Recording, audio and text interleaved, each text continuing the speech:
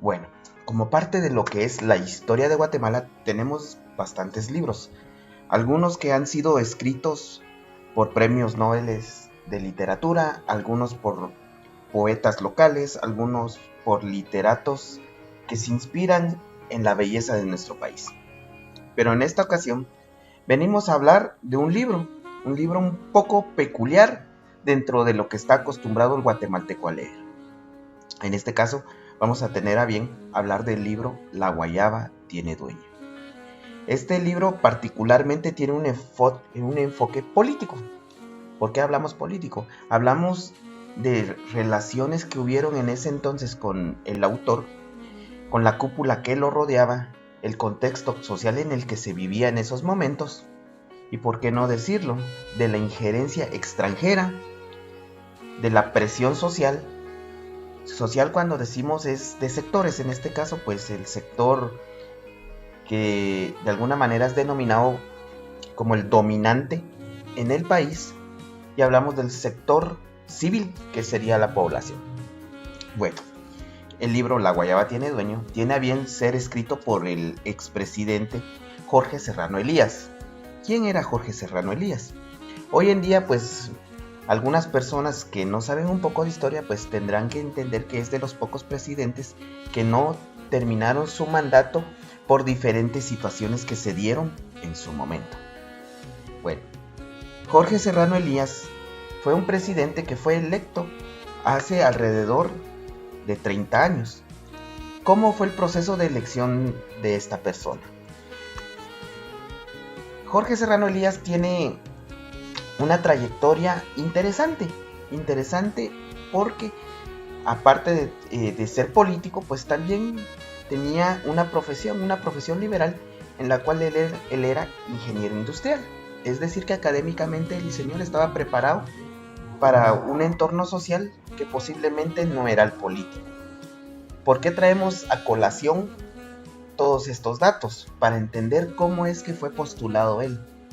Desde 1982, en aquel golpe de estado en el cual pues es Ríos Montt colocado como presidente por desfase, pues él ya tenía unas proyecciones en las cuales a él le hacían ver como un futuro candidato a ciertas situaciones o candidato a ocupar algunos roles sociales o, en este caso, en el ejecutivo ocupar algún puesto.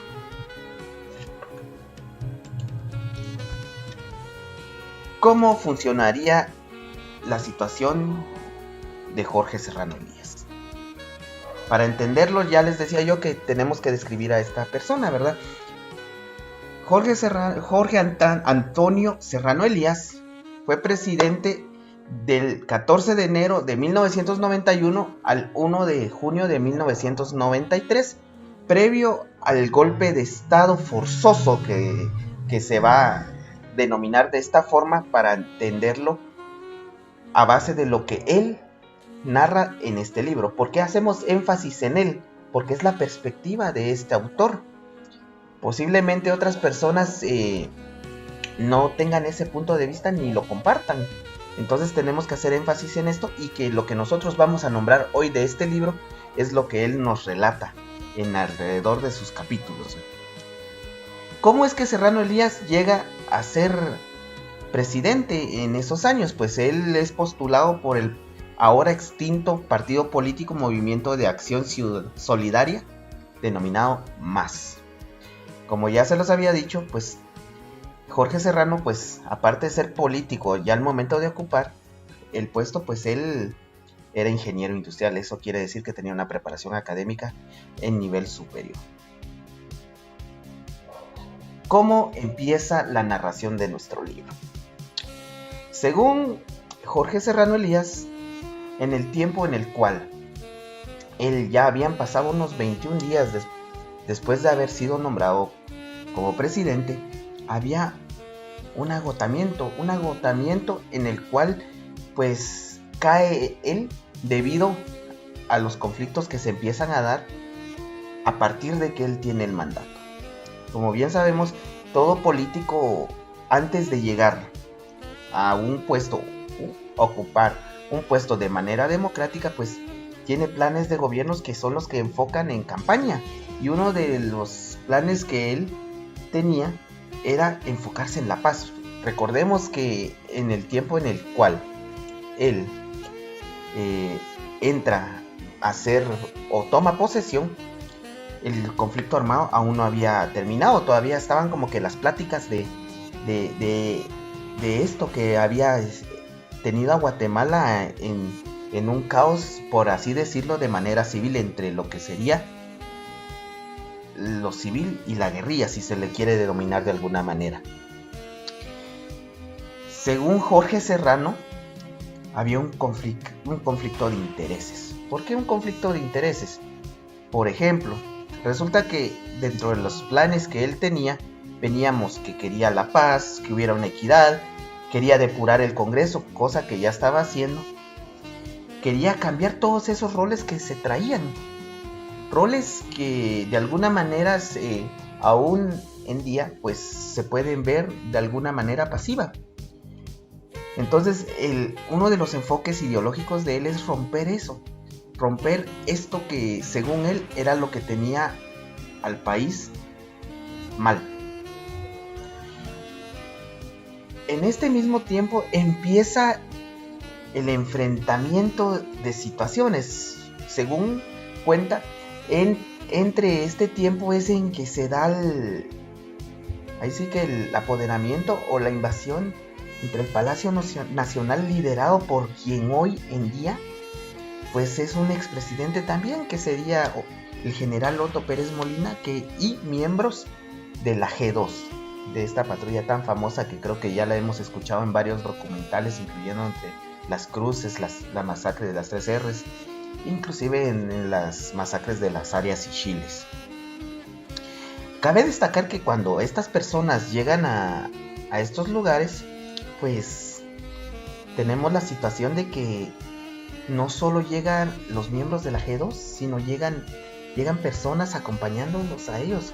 Según el relato como tal, textualmente dice que iban Otto Pérez Molina acompañado de un allegado, y ese mismo allegado que era miembro de la G2 llevaba otros 2, o sea que iban bien respaldados ante las situaciones. Yo creo que en este punto ya tenemos que tener bien identificado de que el ejército siempre ha tenido demasiada relevancia. Para quienes no saben, un golpe de estado pues llega a ser posible debido a que hay apoyo del ejército, pues, ¿verdad? Entonces ahí este es un punto muy primordial para entender qué fue lo que pasó. También vemos que Jorge Serrano dice lo siguiente, que él tenía allegados dentro de lo que era la cúpula. ¿Qué decimos?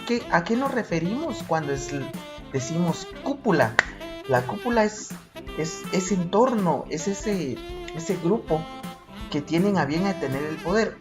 Podríamos interpretarlo como lo que sería la oligarquía, es decir, esas famosas familias que hoy en día pues tienen el poder del país de alguna manera, puesto de que todas las decisiones que se toman pues tienen a bien tener eso de ser aludidos por estas familias.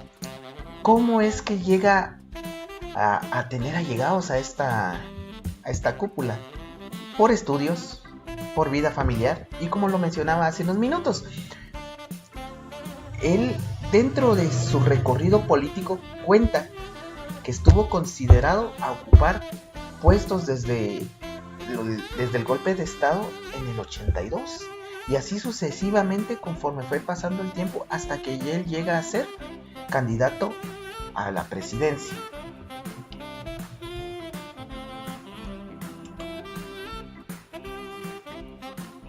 También te cuentan literalmente que había una plática entre estos dos grupos que tenían ese conflicto en ese momento, entre lo que podría decirse el ejército y la guerrilla, o la parte civil y la guerrilla. Siempre recalcando que la paz era el eje primordial para estas situaciones. Entonces, ¿cómo hacía el presidente dentro de su plan de gobierno para incluir esto? Pues bueno, veamos cómo fue que se puso esa situación. Se dieron cuenta de que para que pudieran llegar a un consenso entre guerrilla y gobierno, tendrían que entender cómo funcionaba. ¿Y cómo funcionaba la guerrilla? Pues estaba dividida en tres situaciones.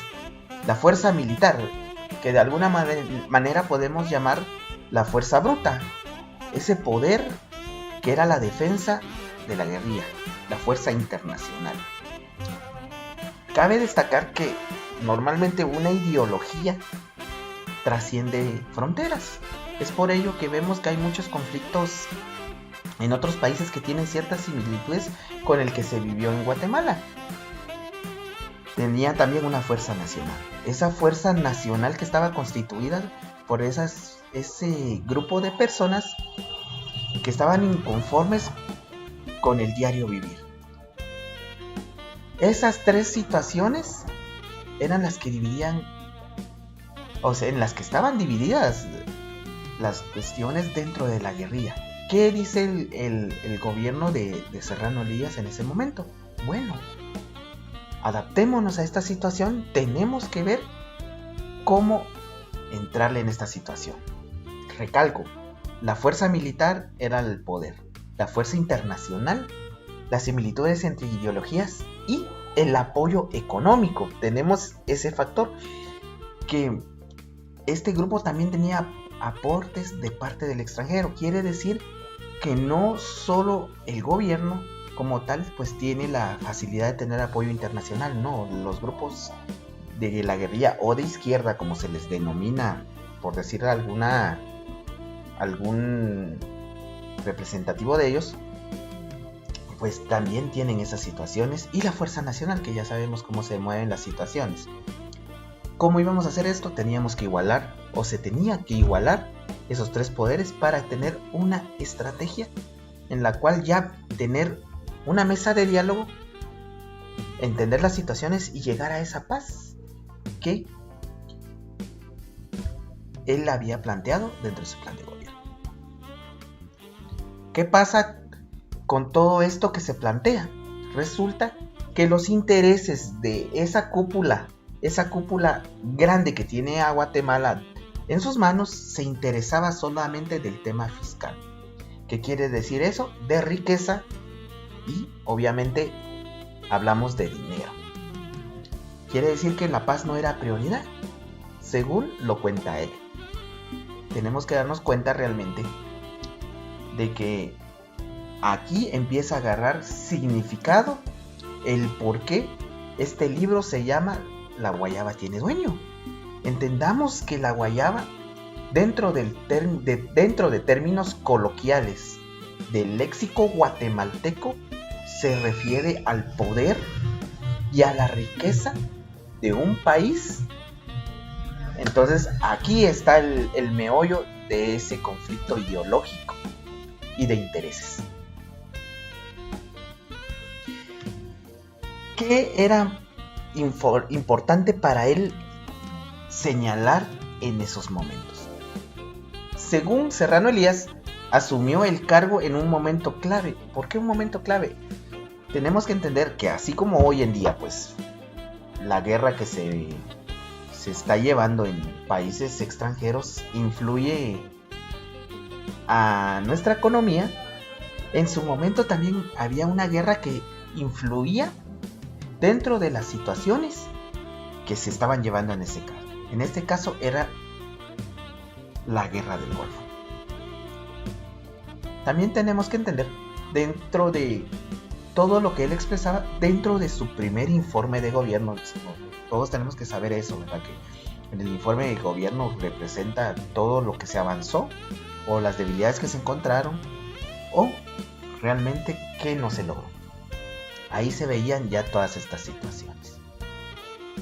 Entonces, tenemos que ver esta parte de la historia como fundamental para entender cómo se han estado llevando las cosas dentro del país. Hoy en día también esta persona que es Serrano Elías vive exiliado dentro de lo que se denominan paraísos fiscales, al no haber extradiciones y demás. que en este caso sería Panamá. La única información que se tiene de él, pues son por medios sociales, pues a través de una página de Facebook, pues él también hace alusiones a lo que se está llevando en Guatemala, del por qué fue el serranazo en aquellos años. Yo creo que esto es muy importante señalarlo porque tiene una denominación como tal que es muy importante para la historia de Guatemala.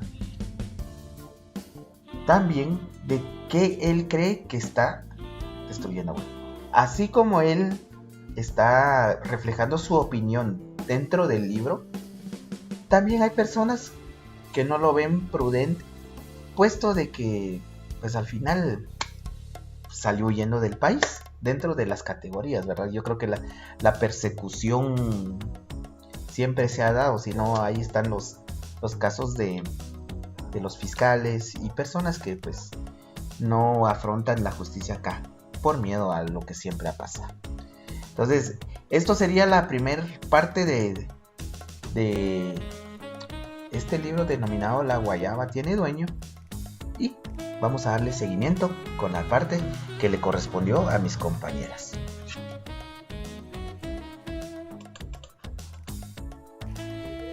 Muy bien, continuando con nuestro libro La Guayaba, escrito por Jorge Serrano, podremos percatarnos en cada capítulo que muchas cosas de las que nos han contado a través de la educación en la historia de Guatemala no es verdad. El libro de La Guayaba nos expresa cómo Jorge Serrano vivió todo ese proceso del derrocamiento, cuál es la verdad desde el punto de vista y perspectiva de él. Por ello es necesario conocer sobre este libro.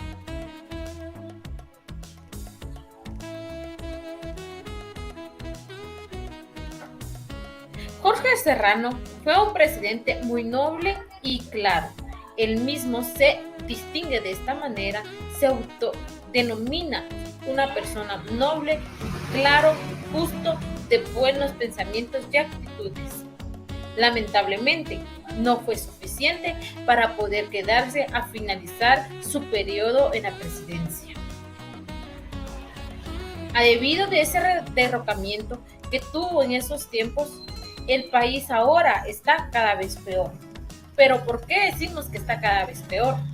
Pues todos esos proyectos que se iniciaron en esos años, todos esos proyectos que se estaban llevando a cabo fueron nulos de un tajón, fueron cancelados de un solo.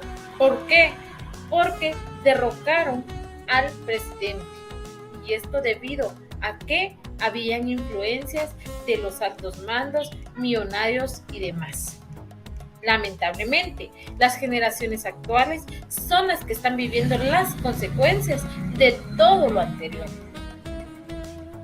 Según Jorge Serrano, la paz es y será un requisito o prerequisito para la libertad y el proceso de la nación. Pero ¿por qué la paz es un requisito para poder tener libertad y progreso? Porque si hay equidad, porque si hay paz, todos, absolutamente todos, podemos tener un mundo mejor. No habría violencia, habría seguridad, no habría corrupción, todo sería totalmente limpio. Pero como bien sabemos, no lo es así. Jorge Serrano se concentró en buscar la paz y la democracia para el país. Esto beneficiando a la sociedad en general. ¿Por qué? Pues a través de conseguir la paz, también se pudo dar a conocer y poner a la población en un lugar en donde tenga derechos y demás. ¿Por qué democracia? Porque todos pueden votar, porque todos pueden opinar, porque ahora hasta las mujeres podemos tener altos mandos, ser guías, no como en la antigüedad, que la mujer también era rechazada por el simple hecho de ser mujer. Jorge Serrano fue uno de los presidentes que se preocupó por el aspecto económico. ¿Pero por qué? Porque él quería que nuestro país fuese un país que avanzara, que fuese grande, que se independizara. Lamentablemente no fue así. También estuvo atento a las finanzas públicas. ¿Para qué? Para que la sociedad en general estuviese beneficiada. Fue uno de los presidentes que se preocupó por el subsidio y presupuesto a la ciudadanía.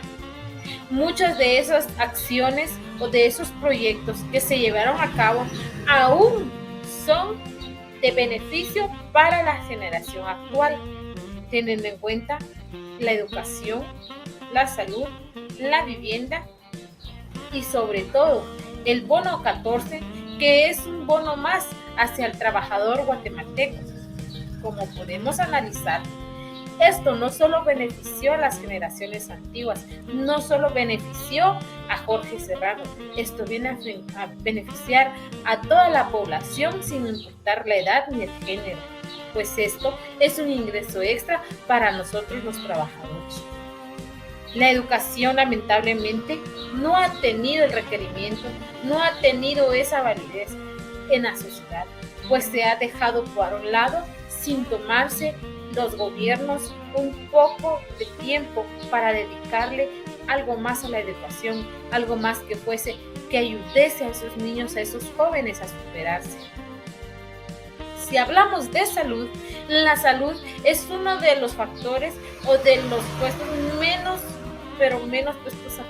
puestos en atención. ¿Por qué? Pues la salud es la que está ahora muy descuidada. Podríamos verlo cuando la pandemia entró a nuestro país.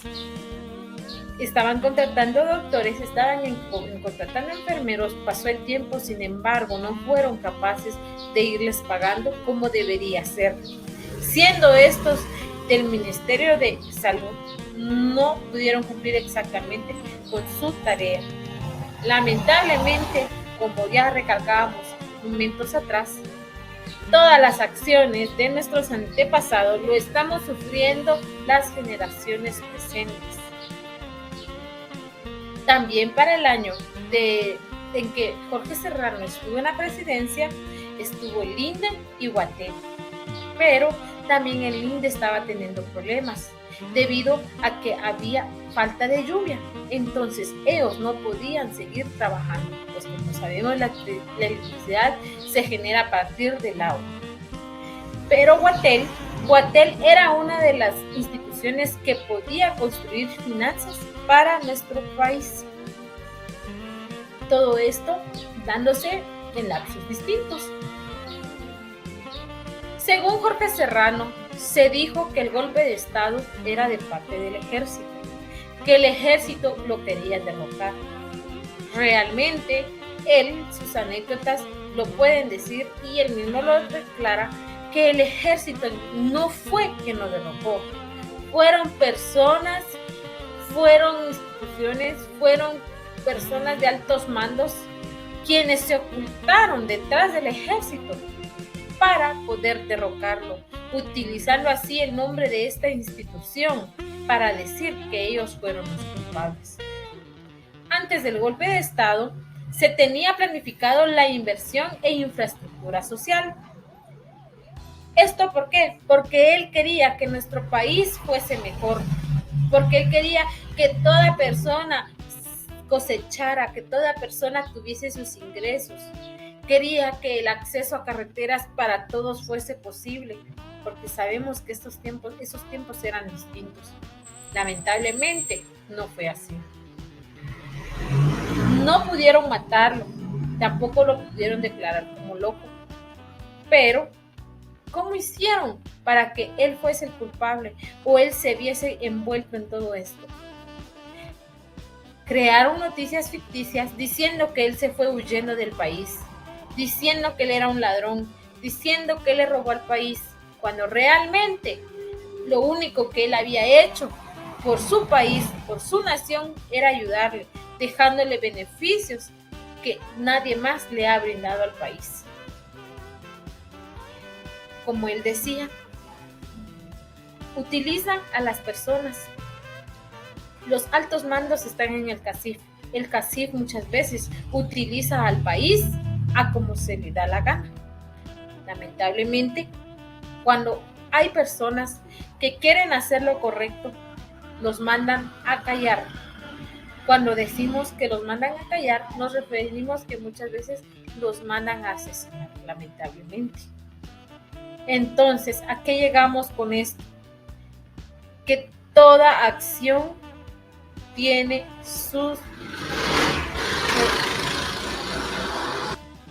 consecuencias.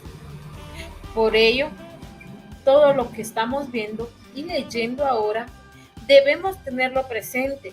Debemos conocer nuestra historia verdadera como guatemaltecos. Esto para no volver a caer en esos errores, para tener más abierta la mente, para poder así tomar decisiones que le beneficien a nuestro país. Nosotros, como guatemaltecos, debemos velar para que cada uno de nuestros derechos sean tomados y sean ejecutados correctamente. Aunque la educación, la salud estén por los suelos, debemos de tratar de conseguir un país mejor para las futuras generaciones. ¿Esto cómo lo conseguiremos? Leyendo y envolviéndonos más de la verdad de lo que realmente ha sucedido en nuestro país, para así no caer de nuevo en esas redes de mentiras que las personas de altos mandos tienen. Pues estas personas ya son millonarias, pero a través del país se hacen multimillonarios. Lamentablemente, la situación de Guatemala es que cada gobernante que pasa se preocupa por sí mismo, por sus beneficios, no para que el país esté mejor. Nosotros tenemos la obligación de ir mejorando, tratando de ser mejores cada día. El libro de la Guayaba nos abre la mente, nos muestra realmente cómo es la realidad de nuestro país. Entonces, debemos de comprender, mejorar y seguir luchando por un país mejor.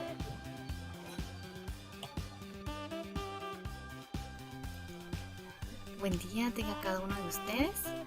Voy a continuar en esta oportunidad con un poquito de la narrativa del libro titulado La Guayaba tiene dueño, del escritor Jorge Serrano Elías, y el cual él menciona en la parte de la portada el secuestro del estado de Guatemala, al referirse a todo lo que aconteció en esa oportunidad. Entonces podemos seguir que luego de que hubiera de cierta manera una fachada que hicieron, puede ser los políticos que estuvieron en ese momento al mando de Otto Pérez Molina y otros personajes, y de que él mencionara en su obra haciendo alusión a los títeres y titeros, mencionando que él hace un símil con lo que él pudo haber visto y pudo escuchar de una obra de teatro, cómo es que funciona un títere manejado por el titiritero. Entonces él se da cuenta de que realmente las personas que iban a estar frente al poder no eran quienes realmente habían fraguado esta situación. Habían sido otros entes externos quienes no aparecían o quienes no estaban inmersos dentro de esta gran obra, ¿verdad?, que se estaba viviendo en ese momento. Entonces él titula su siguiente capítulo como los problemas después de la función, siempre tomando en cuenta esta característica que él menciona acerca de los títires y titiriteros, ¿verdad? Entonces él mencionaba, hay una frase muy célebre por los chapines donde dice: el atole estaba listo, solo pendiente de ser partido con el dedo. Sin duda alguna, ya después del golpe de estado ya estaba todo fraguado y ya solamente buscaba quién iba a estar al frente. Por supuesto que no iban a ser los actores intelectuales, sino sino que necesitaban tener a una persona al frente quien de manera espontánea, con el agrado de los guatemaltecos, pudiera seguir con la dirección del país sin pensar en lo que ellos habían hecho en realidad, ¿verdad? Entonces se pensó quién iba a sustituirlo en ese momento, porque según la Constitución Política de la República de Guatemala, en su artículo 189, nos menciona que si en dado caso no está el presidente, quien debe sustituirlo es el vicepresidente, ¿verdad? Entonces, en ese momento estaban pensando quién iba a poder ser, quién iba a sustituir a Serrano Elías. Luego nos habla en su obra acerca de la persecución. No es para nosotros sorpresa saber que él está en Panamá, pero ¿cómo fue que se dio esta situación? Pues luego de que ellos buscaran de una manera legal establecer quién se iba a quedar en poder, no podían colocar a cualquiera porque Serrano Elías no había renunciado. Entonces, con diferentes mañas, con diferentes situaciones entre militares, entre jueces, llegaron a realizar diferentes juicios, diferentes llamados para que él declarara y que pudiera él renunciar a su cargo. Pero mientras esto sucedía, él temía por su vida.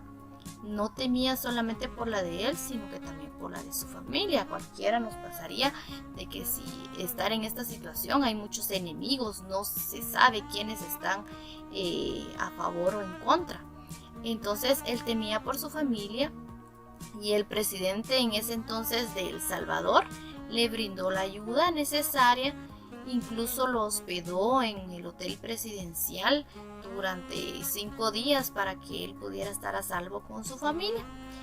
Sin embargo, como El Salvador está muy próximo a Guatemala, él hizo algunas gestiones con otros presidentes conocidos. Entonces entabló conversaciones con el presidente de España, con el presidente de Brasil, logrando conseguirle asilo, ¿verdad? Y para que él pudiera llegar sin ningún problema.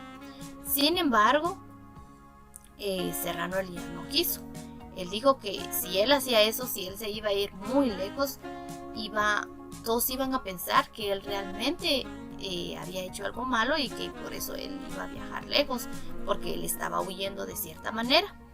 Entonces, él dijo que él se quería quedar en Centroamérica, pero el presidente de El Salvador no quería que él se quedara pues cerca, ¿verdad? Por temor a que hubiera algún ataque.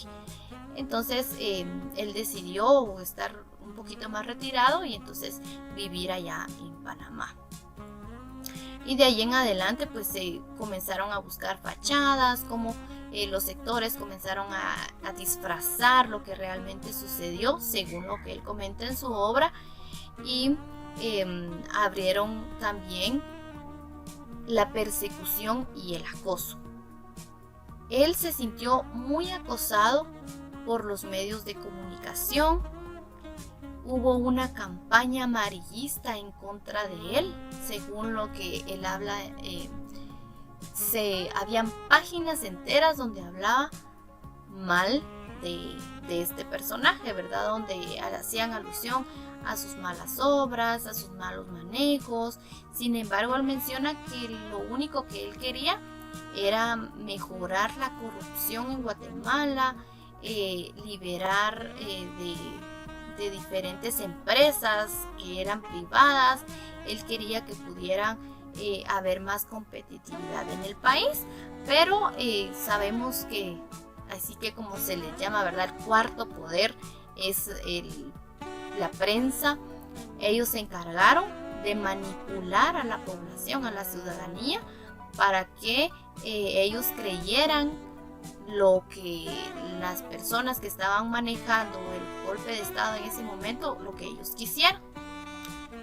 Entonces viene al autor la siguiente pregunta: ¿esto por qué? Entonces él en ese momento nos habla de que él se preguntaba por qué le había sucedido, si él tenía aceptación, él tuvo votos, él había participado ya una vez en campaña política y los ciudadanos lo apreciaban. Entonces él se preguntaba por qué le había sucedido esto. Entonces él quería explicaciones, las cuales tal vez no las iba a encontrar, pero poco a poco él fue encontrando fortaleza en diferentes autores, en libros que él mencionaba, porque luego menciona, ¿verdad?, la pregunta: ¿qué fue lo que pasó? ¿Cómo fue que él se percató de lo que sucedió? ¿Cómo fue que él, si él tenía el respaldo popular de la población? Entonces, él nos menciona que comenzó a leer ciertos libros de escritores que también se dedicaban a la política, y que en ellos él se reconfortó y se sintió mejor, porque él entendió muchas de las preguntas que se hacía por esta situación que él estaba viviendo. Luego dice: el secuestro del Estado de Guatemala. Él piensa que esta fecha, que es 6 de junio de 1993, es una fecha que debe ser recordada en la historia de los guatemaltecos como el día en que fue secuestrada Guatemala, porque a él lo despojaron realmente del poder que él se había ganado en las votaciones, ¿verdad? Entonces él le echa la culpa a las cúpulas empresariales, quienes han manejado toda la vida a Guatemala y aún lo siguen haciendo.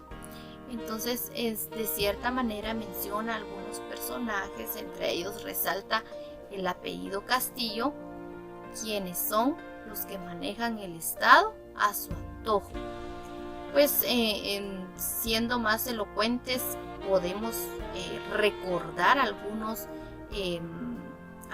casos de otros políticos que han sido asesinados, o de otros personajes que han luchado por Guatemala para que sea un mejor país, para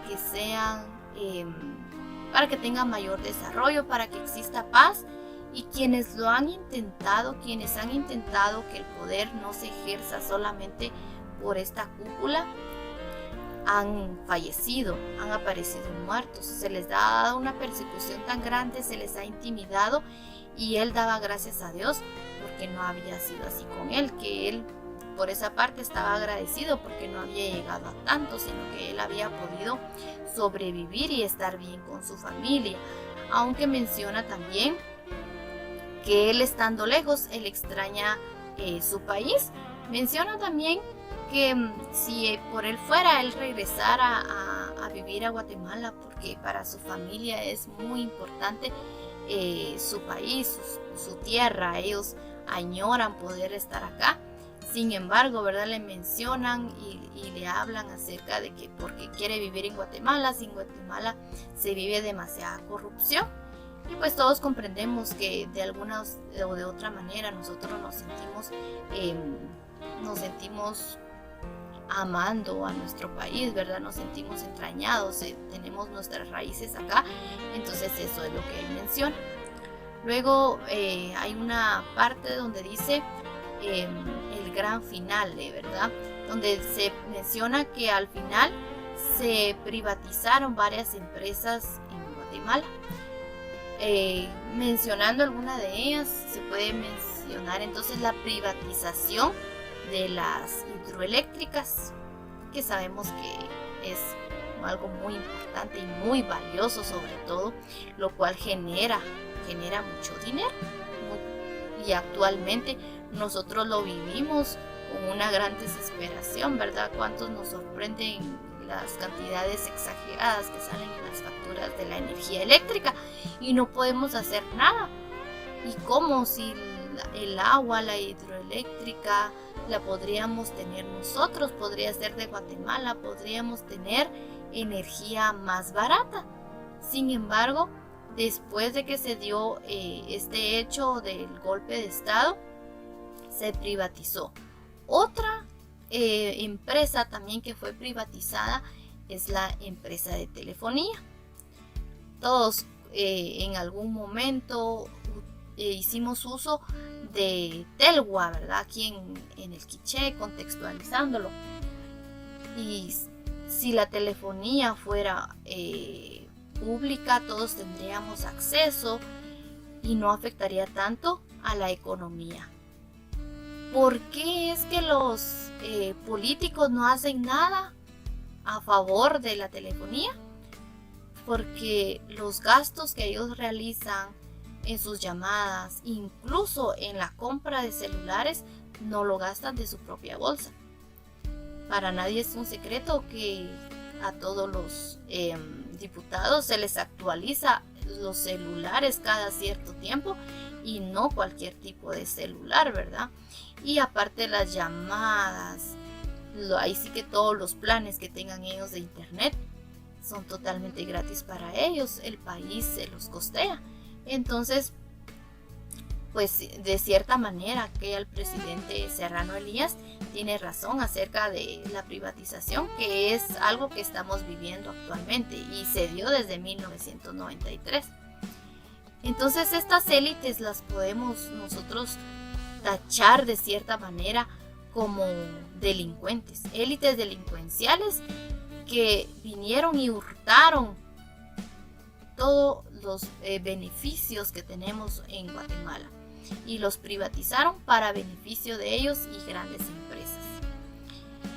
Al final nos habla acerca de la carta que Serrano Elías escribió a los dueños de la guayaba, denominándolo así, y de ahí el nombre del libro, donde les menciona a los estimados señores que en ese momento, cuando fue escrito el libro, dice: ya han pasado 20 años en lo que ustedes han gobernado.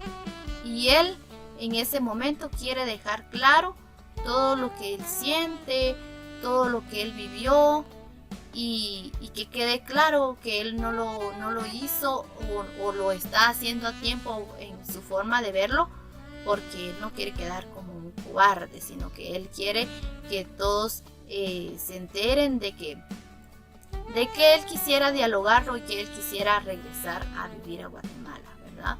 Entonces al final dice: no quisiera escribir esta carta, que cuando ustedes ya no estén en el mando, diría que soy un cobarde y me preguntarían por qué lo hace a tiempo. Así que, hablando claro, les voy a facilitar un poquito su trabajo a los historiadores, o por lo menos darles pistas para que se les haga más fácil hacer su tarea. Y ahí menciona un poco más acerca de lo que él escribió. Y ese es el final del capítulo, donde él menciona su carta a los actuales gobernantes, ¿verdad? Entonces espero que les haya sido de su agrado este pequeño resumen y algunos comentarios, ¿verdad?, acerca de la lectura. Muchas gracias.